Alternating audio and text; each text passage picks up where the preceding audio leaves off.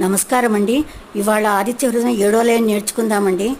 సర్వదేవాత్మకో యేషః తేజస్వీ రశ్మి భావనః ఏష దేవాసురగణాన్ లోకాన్ పాతి గభస్తిభిః. ఈ ఆదిత్యుడు సర్వదేవతలకు ఆత్మ అయిన వాడు, తేజోవంతుడు. తన తేజస్సు చేత లోకములకు శక్తినిచ్చేవాడు, దేవాసురులను లోకములను తన కాంతి కిరణముల చేత పాలించువాడని దీని భావం అండి. నచ్చితే లైక్ చేయండి, షేర్ చేయండి. ధన్యవాదాలండి.